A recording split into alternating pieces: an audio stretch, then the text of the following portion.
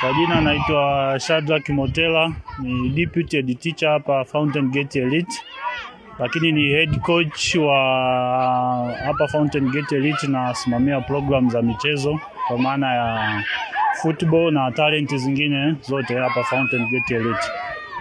Leo hii na wiki hii tumekuja na mashindano ya interclass competition ambayo yanahusisha mashindano ya kimadarasa kwa upande wa mpira wa miguu ambayo yalianza siku ya jana na yanaendelea siku ya leo.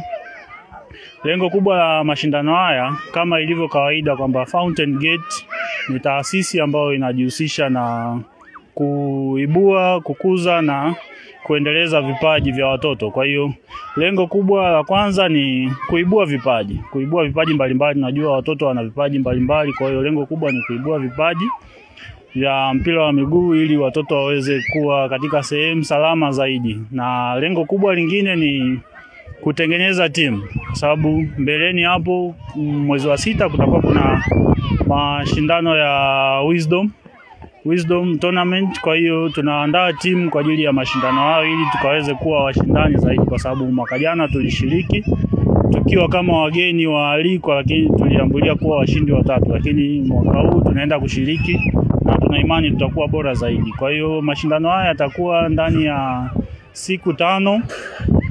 Yalianza siku ya jana, leo yataendelea na kesho. Alhamisi tutapumzika kidogo na finali itakuwa siku ya Ijumaa. Finali itamaliziwa na michezo mbalimbali ya utangulizi na kutakuwa na mchezo wa finali, lakini siku ya finali ndio itakuwa siku bora zaidi kwa sababu itakuwa ni siku ya talent day. Hiyo itakuwa tena sio siku ya mpira wa miguu peke yake. Watoto watapata nafasi sasa ya kuonyesha vipaji vyao mbali na mpira wa miguu. Ndio maana tumeiita talent day, kwa sababu tunavyoongelea Fountain of Knowledge, Wisdom and Talent sio juu tu ya mpira wa miguu. Sisi tunakuza na kuibua vipaji mbalimbali. Kwa hiyo siku ya Ijumaa ndio itakuwa kilele cha interclass competition, lakini ni fursa kwa upande wa vipaji vingine, mfano kuimba, kucheza muziki, mashindano mbalimbali na maigizo, vitu mbalimbali. Kwa watoto watapata nafasi kubwa zaidi ya kuonesha vipaji vyao, watapata nafasi kubwa zaidi ya kuonesha kile walichonacho. Na lengo kubwa ya kufanya hivi vitu vyote, mbali na kuendana na vision ya mkurugenzi wetu Mr. Jafet Makao, lakini lengo kubwa ni kuwaengage watoto zaidi, kuwa huru zaidi na mazingira na kuwa huru zaidi na kile ambacho wanakifanya shuleni, na kuhusisha mambo ya darasani pamoja na michezo, kwa sababu ili akili iwe active darasani, michezo pia ni sehemu ya maisha. Na tunatoa elimu hii pia kwa watu mbalimbali. Michezo ni kitu cha muhimu kwa sababu michezo inamfanya mtoto awe active zaidi. Kama tunavyoona watoto wanaenjoy, wanafurahia mazingira, wanafurahia michezo.